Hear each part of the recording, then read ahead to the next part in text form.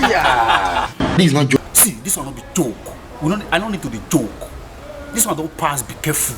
This one don't pass, be careful. Since June 8, 1998. Since when Abacha died, now they see the successor of Abacha. That make me a day here today. What did they happen in Nigeria? What did they solve? Our mom never too much. What did they happen? One person go say they fight corruption, they fight corruption, they fight corruption. Which corruption they fight? Nigeria leaders them confused like people wey don't go low. They go where Agbada say they fight corruption. They fight. See, Oga Buhari, see, you know they fight corruption. You dey mold corruption. You dey play with corruption. You dey dance with corruption. They dance with corruption. They dance with corruption. You dey dance with corruption. Ah, you are not fighting corruption. Why you tell me say they fight corruption? The money, the billion, where they see for Ikoyi, where the money? Security operatives discover $150 million allegedly belonging to Ibrahim Magu inside Ikoyi Cemetery. I dey ask you, Buhari, where the money? Abacha loot, where you recover every day? Where the money? It's our money which was stolen. Nigeria has signed a tripartite agreement for the repatriation of over 318.4 million US dollars. You heard right. That's over 115.9 billion Nigerian naira with the United States of America and the island of Jersey. A statement from the Ministry of Foreign Affairs says the pact was signed on February the 3rd at the United States Department of State in Washington, D.C. According to the statement, the funds which were looted by former dictator General Sani Abacha are to be used to fund three major projects: the Lagos-Ibadan Expressway, the Abuja-Kano Expressway, and the Second Niger Bridge. Where am I? They ask you. Upon all those money, you go see they go, they borrow money, they journal. What did they happen? We don't go ask questions. Nigeria don't go ask questions. They will say that they fight corruption, fight corruption. No, they don't fight any corruption. They are molding corruption. They are playing with corruption. Then themselves, they are corruption themselves. We don't need to talk. They don't need to tell me say that they fight corruption. See, this current administration, this Buhari administration, if you give them from now go reach 500 years, maybe they rule. They go see they blame the past government. What did they solve Nigeria? Our mom never too much. So you see one man go there Abuja, go they control the full Nigeria. We be say man, he safe. Not even know what thing that they call democracy. What thing that they practice for Nigeria now democracy, not be democracy. Our mom don't too much now. Who they cry the sea road though? Who they cry the sea road? You understand? See, I come here today, come enlighten my people, come tell them say man, see what they're supposed to do, see what they're supposed to do. You understand me so? Imagine our so-called government, upon all those money we say that they recover every time, they go see they go China, go they borrow money, they join the one where they already loot. What did they happen? Rotimi Amechi, make I remember you what you talk.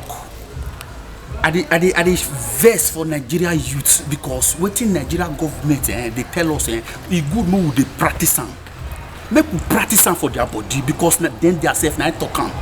Rotimi Amechi say any government wey thief money, we supposed to dey carry stone, they stone them.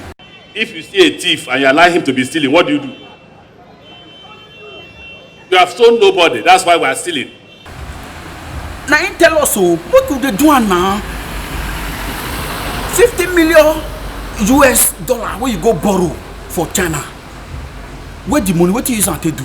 So we must take a critical look at them one by one.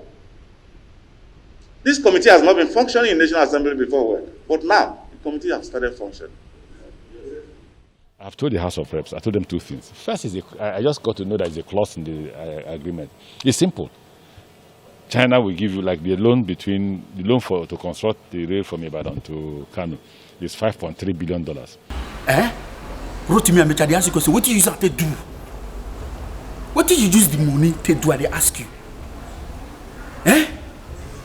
Okay, see. see, Nigeria youth, una go day Nigeria one day, you see and say, man, China, they go take over your country. You they sleep, you see China go they bulldozer your house because they want to take over the country. Because when they ask this route to me and make you question, say, man, all those money una they borrow so. I una want to pay them back. You know what they talk? You say anybody will borrow, if you go borrow money from China now, China give you loan. China will tell you how you want to pay the money, and if you cannot pay the money, they will take over your property. And the interests also are there. How can they pay back? You know what the matter? The man say, if we cannot pay back, they take over the property. That is what he say. I'm putting it on him. That is what is meant. But most times what the Chinese do is that they go after the same asset that they have constructed to be able to recover their money. You understand? See, any government will be saying a thief money for Nigeria. What would they do them? Make they act according to what they tell us make we do. Make we stone them, make we fight them. We need to bring out our ruggedity. We need to bring out our corrosiveness. They fight these people. You understand? See, now this government, now I say democracy is under the floor. If you come out to protest, police will brutalize you. They will molest you. Oh wow! You see what happened for this Revolution Now movement on the 5th of this month of August. Oh, you see what happened for there, Abi? See what happened. Also, we led a demonstration called Revolution Now. You know, you see what happened now? They brutalize people. They even pay me say, man, no media house even bring them out. Try to explain to the world what happened. That is not democracy. We be say, man, country go buy, or country go buy media house.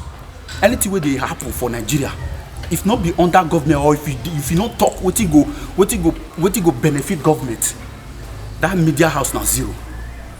If you be person, you then against government.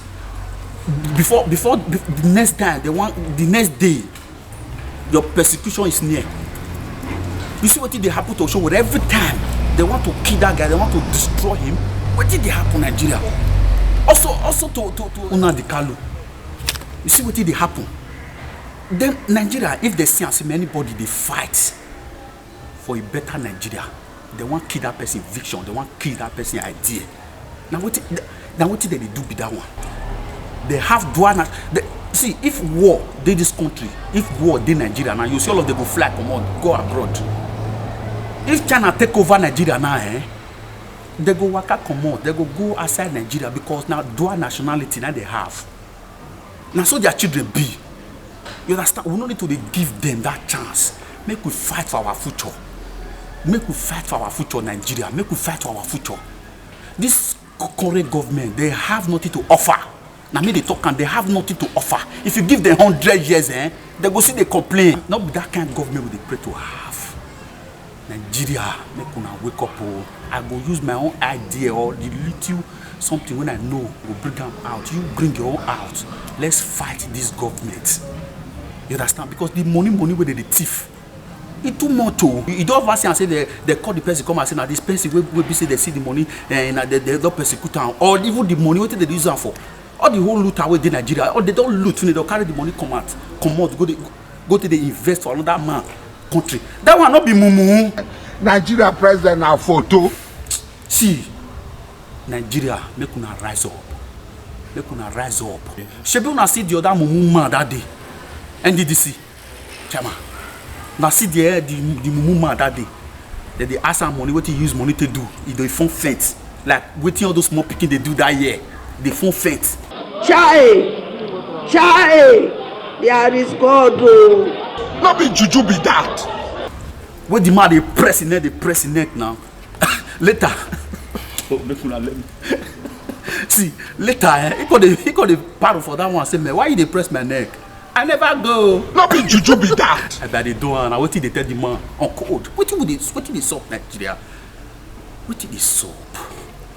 Nigeria, we need to rise and speak up. You understand? See, because if you talk the little one when I get, I will talk now. We need to fight this government. See, if they call for protest, if they call for protest, how many people they come out for protest? We'll start from there. Let's start from that place. If Osho would call for protest, how many people they come out for protest? How many people? You know they see the way Europeans they do protest. You know they see the way Americans they do protest. Now they make their country, they grew. If Osho would come out, call for revolution. So if there about few people come out, police go chase the entire house. But if everybody come out, you see and say, man, Nigeria go forward. Police go wait, will kill you. Where they go see you, say, man, where they go see crowd. Where they go see crowd when they come and the police will base. And even the verse for the police yourself, for the soldiers. See, when you see people where be say, man, they fight for your future, fight for your children, unborn children, future. You want to fight them because of chingom, where the government they give you. And the verse for now. My brother, make a advice now, if they give you that money, make you collect them. Now me they talk on. Pity gold that they talk on. From Good World Entertainment that they talk. If they give you that money, make you collect that money. After all, that money not be their own, thief the thief. If you collect the money, you put them for pocket. Go is and eat. That election day, they not they follow now enter where they want the police unit. They not they follow now reach enter where you want vote. If you enter there now, you know you want vote for. You collect that money, put that for pocket, enter there, put hand for wherever you like to vote, any person you like to vote for. That money not be their own, the thief. Let me tell you, the thief that money now your own. When person will collect money for your hand, they can't give you back. Now you want to tell you what you want to do. That if they say they want to bribe you for election, collect that money, put that for pocket. That election they go there, vote for whoever you wish to vote for. They know they follow you enter there. They worry on themselves. See, Nigeria see at the verse. But fear qu'on avec government il a fait faire no we never na man if no we never na man no we Nigeria man all those government we be say man they don't want good for common people if about fear qu'on les loya abomination done to tradition abomination change to tradition Nigeria leaders them confused like people wey jungle